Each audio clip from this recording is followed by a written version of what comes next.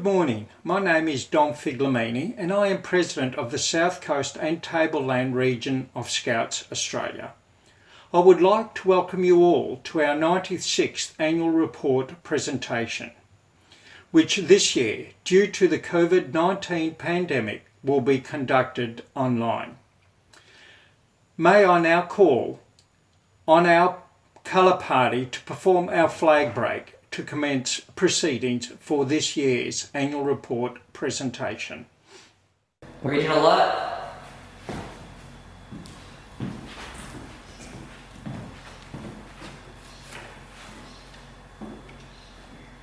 Regional salute. As you were. Thank you. May I now call on Mr. Michael Barnes to lead us in the Scout prayer. Thank you, Dom. I'd like to invite you now to join me in the Scout's prayer. The words are up on the screen. Almighty and everlasting God, by whose grace thy servants are enabled to fight the good fight of faith and ever prove victorious, we humbly beseech thee so to inspire us that we may yield our hearts to thine obedience and exercise our wills on thy behalf. Help us to think wisely, to speak rightly, to resolve bravely, to act kindly, to live purely. Bless us embodied in soul. Make us a blessing to our comrades, whether at home or abroad. May we ever seek the extension of your kingdom. Let the assurance of thy presence save us from sinning, strengthen us in life, and comfort us in death. O Lord of God, accept this prayer. Amen. Thank you, Michael. As Scouts for the South Coast and Tablelands region, we are fortunate to have a rich connection to the First Nation people of this area, and it is fitting and proper that we acknowledge two country. I'd like to acknowledge the Darwell and Wadi people, the traditional custodians of this land on which we're meeting here today. I would also like to extend that respect to the elders, both past, present, and to any other Aboriginal people that may be present here today. I would now like to call on Mr. Phil Crutchley, our former Region Commissioner, to deliver the 96th annual report for our region. However, before I do so, I would like to take this opportunity to thank Phil for the past 7.5 years he has led our region. During this time, Phil has shown dedicated leadership and commitment in ensuring that our region was one where the best achievements and endeavours for looking after our youth was always delivered. So for that, Phil, we say thank you.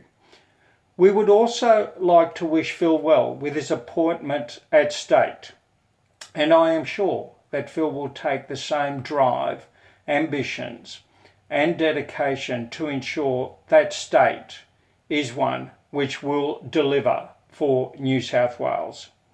But importantly, Phil will always be part of our region. Thanks, Dom. This is my final report as your Regional Commissioner after 7 years in the role. But in recognising the considerable volume of effort and hard work that our adult leaders and supporters give to Scouting, I just wanted to highlight a number of things in the annual report and refer you to the annual report for the full details. It has been a pleasure to work with, be a part of and represent the region over the past 7 years. It's also been a real good experience in terms of working with people who are dedicated across a range of disciplines in achieving the delivery of Scouting to our youth members. The exceptional commitment of the senior leadership and executive teams has guided the region in the last 12 months through some extremely difficult circumstances. Some of those changes and contrast include the new youth program, which is continuing to roll out, electronic administration and compliance processes, declining membership, continued drought, the extreme weather patterns that we've been experiencing, the devastating bushfires, flooding rains, and of course, a pandemic. None of these events have caused us to discontinue scouting or the delivery of scouting to our youth members. Only change the direction and the mode in which we deliver that alternative approach. Two paradigms that as we approach the future, we need to keep in mind. One is change itself, and two is the new normal in society.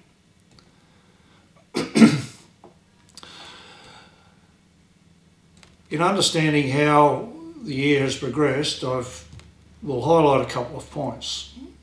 First is membership performance. The region did not achieve its targets of 1 member per section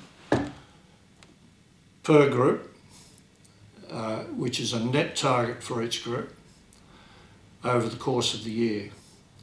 The growth during the year did highlight some features. From April to September, we had a 6.3% growth, or 119 members across the whole region.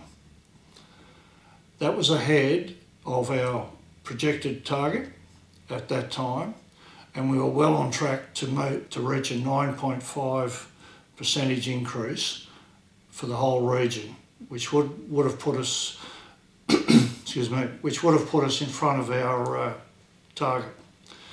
However, from October to March, we had a 10.4% loss, which equaled 207 members. That equated to an overall loss for the full year of 4.7%, or 88 members. Clearly, there were a number of impacts that caused that problem. Some of those impacts were, of course, the cumulative effect of the external environment impacts. Also, there were a number of others which were more, relevant to what we could control. First one was quality of leadership, and that's both in the delivery of the program and the support of our frontline leaders. A lack of resources right across the region. We need more members, we need more adults, and we need more supporters in delivering our program. Apathy. And that came about through the increasing and overwhelming expectations being placed on our adult members.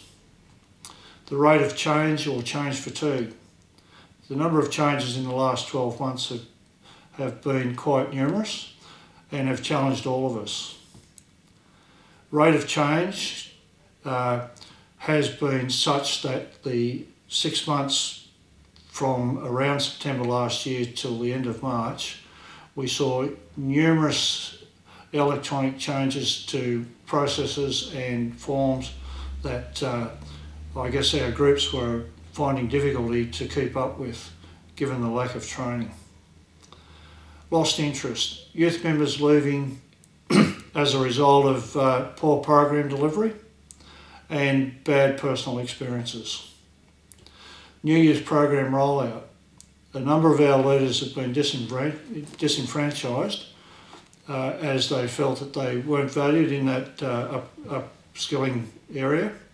And secondly, the groups that have gone on to the new program have had a lack of support from external sources in implementing the new program itself. And of course, the lack of support in electronic upgrades. And I referred to this earlier, where training was not sufficient to get our people through, and it wasn't consistent and readily available. So, where does that leave us? To recover, we need to depend or look at two considerations in making that recovery work. The first is that the number one priority is membership growth and the recovery of our lost membership. We have a long way to go. The second point was that everyone has an accepted responsibility and commitment to ensure growth. That is everybody. not just frontline leaders, not group leaders, not district or region personnel. It is everybody. In other words, what we need to do is focus on recovery and growth, and it will only come through hard work. I'd also like to mention a couple of other highlights of the region. They came out of negatives, but they were absolute highlights. And the first one is mental health first aid training. South Coast and Tablelands region is leading the state, and in some cases other branches, in the delivery of this training. And we have done for 3 years. We have people from the region participating in the national initiative to roll out mental health first aid training across the nation. We are setting the scene as a region for the New South Wales operating model to roll out mental health first aid. And we have provided no cost training to those impacted members and families from the bushfire disasters. The second one is bushfires. I'm pleased to report that no scouting property in the South Coast and Tablelands region was damaged during the fires. However, we had many scouting families impacted through loss of property, loss of income and loss of businesses. They are still suffering, and the region is providing some support to them at the moment. I'd also like to highlight in this, as a result of the bushfires, is the District Commissioner's involvement in those affected areas. We had 3 District Commissioners who were on the phone almost hourly at some point, keeping me informed of what was happening on the ground during the fire period and the exclusion period that the authorities placed on those areas. All 3 of those District Commissioners and their families were from time to time evacuated from their own homes and property, and they maintained that approach.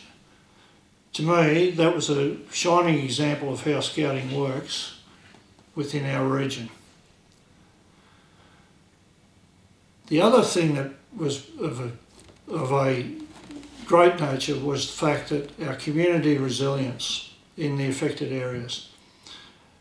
Once we were allowed into the areas, I spent some time visiting the impacted groups and families, and noticed that the way those communities came together and supported each other in what was probably the most harrowing time that community had experienced was nothing short of remarkable. While they did accept outside help, they were primarily focused on helping themselves. That was replicated right up and down the region in all the communities that were affected. The region will continue to support those affected families and into the future, and continue to roll out a number of different programs. Moving to other areas of the region, the Regional Executive Committee, I wish to thank the committee for the amount of work that it has done. It has continued to improve its governance, property management being a key focus for the region has also been worked on and improved, and there are more to come in that area. Financial oversight of the region's funds and performance against budget. Again, Stephen Thompson has done a remarkable job in that area. And finally, on the Executive Committee, I'd like to thank our Chairman David, our President Dom, and our Honorary Treasurer Stephen for the sterling work they've done behind the scenes throughout the year. Work that has gone unnoticed mainly or marginally by a lot of people, and it's work that they need to be congratulated on. Thank you to David, Dom and Stephen. Regional team. It's been a year of adjustment for a number of reasons. Mainly the new youth program being implemented, the COVID safe approaches that they're currently working on, and the membership engagement while we were in lockdown. They were absolutely vital in maintaining our membership, even though we were down, but maintaining that number as we come back. That engagement was done through a number of different methods, which you will see in the report. The other areas that the regional team has worked on is child protection and compliance. And I can't underline enough the importance of both of those areas. Without compliance, we put the whole of New South Wales branch at risk, and it is a requirement legally of everybody. Child protection, on the other hand, I'm pleased with the way that we've rolled that out. We still have a long way to go. However, we are making great strides forward. In mentioning the appreciation of the various groups within the region, I would certainly mention first up the leaders and supporters of the region and the sacrifice they and their families give to Scouting. Without them, we would not be able to function as we do. The youth members for allowing us to be a part of their movement and working with them in the development of their own individuals or individual personalities, and the fact that they can take a better pace in society as responsible citizens. Staff and volunteers at our office, our campsites and our scout shop. We certainly value their input, and again, a lot of that work goes behind the scenes, that goes unnoticed. I take comfort in the fact from the knowledge that South Coast and Tablelands region is ahead of other regions in its approach, its ability to adapt, its groundbreaking initiatives and responsive nature of its members and supporters. I would also seek your assistance in supporting Anthony Pritchard and the whole region family in steering the region into the future. So in conclusion, and to close out the 96th annual report, I would encourage you to keep in focus 2 points. One on organisational adaptation and the other on personal drive to make a difference. The first being, if the rate of change on the outside of the organisation it exceeds the rate of change on the inside, the end is near. And that applies to every level of formation within our movement. The second one, which is more personal and one that I've used for quite a long time, is around here we keep moving forward. We do not stand still. Thank you for the opportunity to serve Scouting in South Coast and Tablelands region over the past 7 years and to report on the 2019-2020 Scouting year. The friendships I've made and maintained during that time I will cherish and continue to support. My best wishes to you all, and thank you. Phil, thank you. If I may now call on Mr. Stephen Thompson, our Region's Honorary Treasury, to present the 96th Annual Report for the South Coast and Tablelands. Thanks, Dom, for that introduction. Welcome everyone, and thanks for listening today. It's my duty to present to you the 2019-20 financial report for the region, and you'll find that report contained within the annual report that you hopefully have a copy of with you there.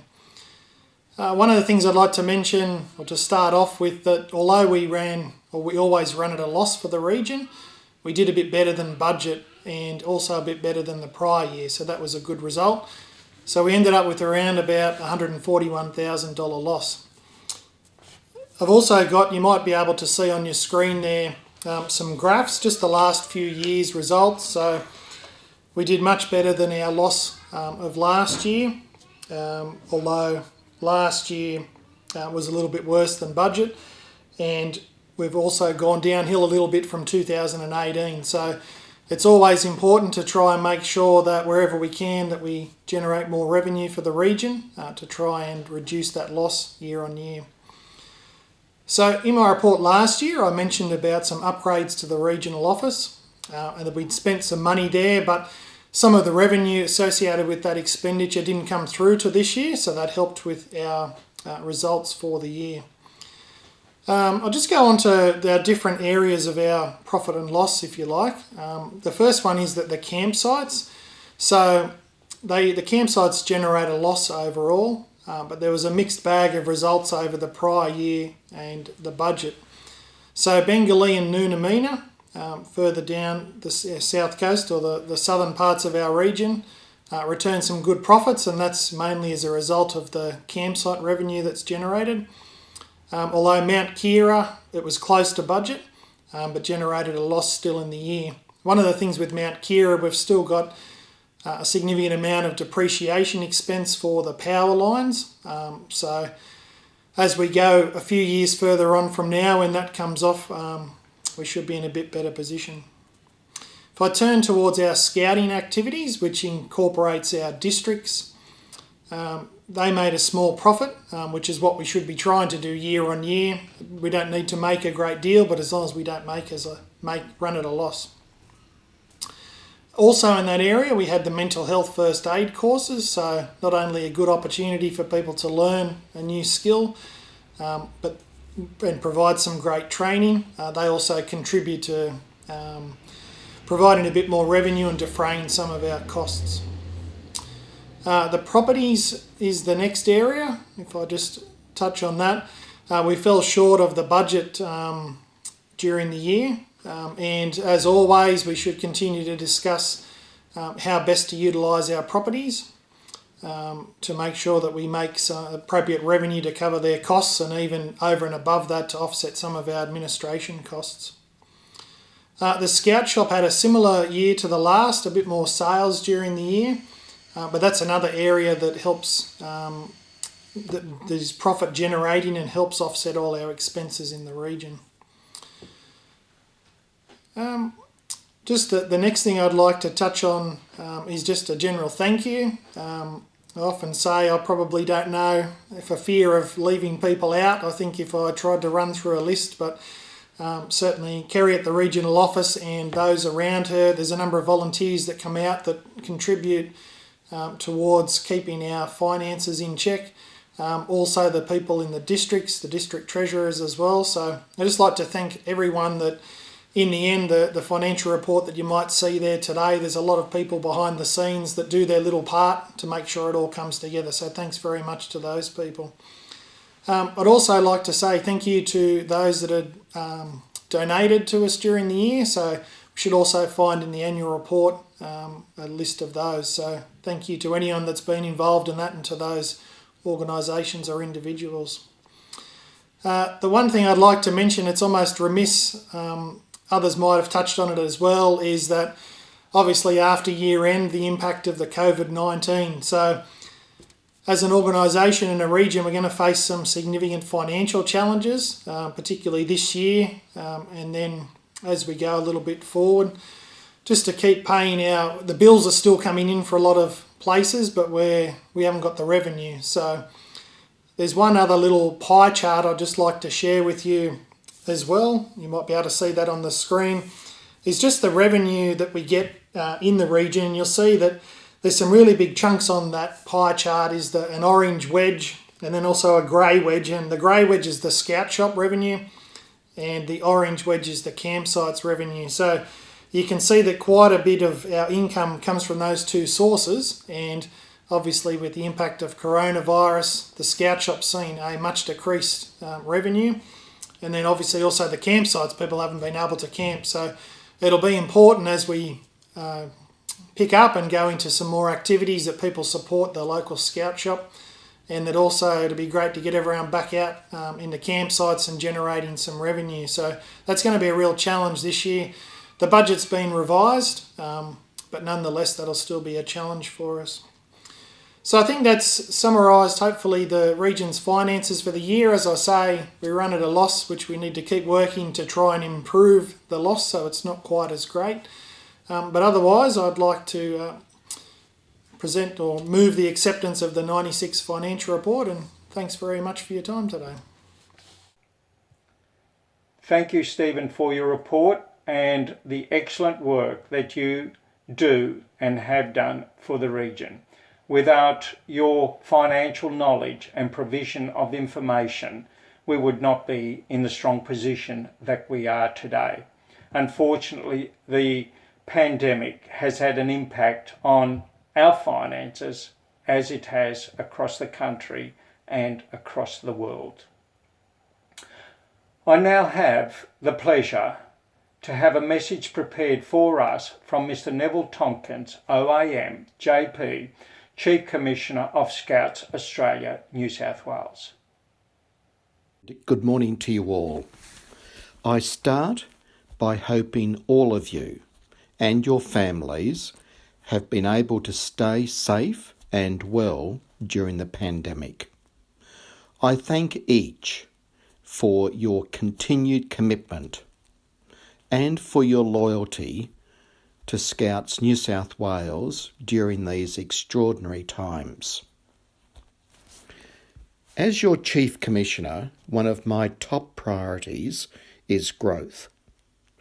For a range of reasons, our branch has lost substantial numbers since November last year, and COVID-19 is only one of a number of contributing factors.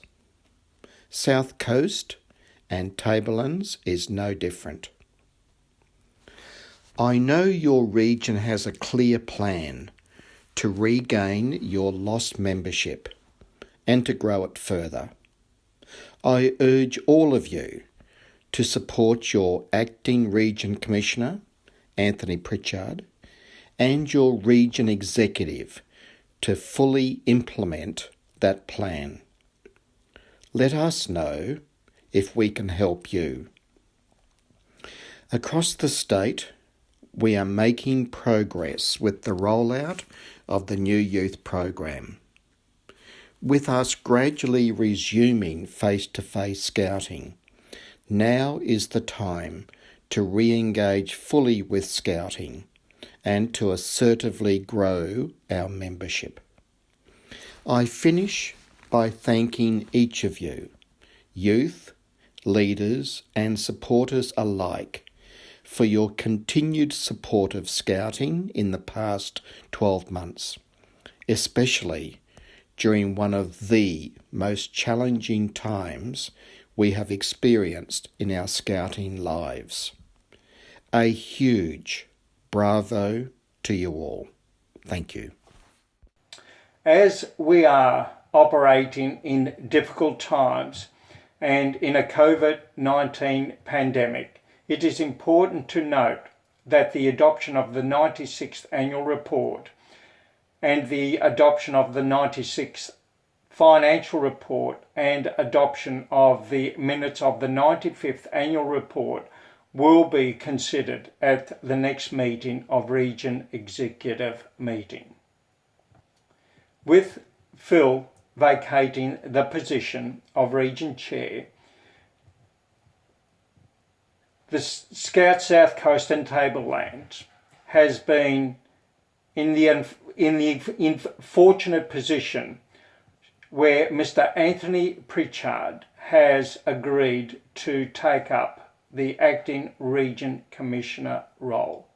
We welcome Anthony and thank him from the bottom of our heart for taking in this role, which is challenging to say the least, and the dedication will be one which I am sure Anthony will bring to the position.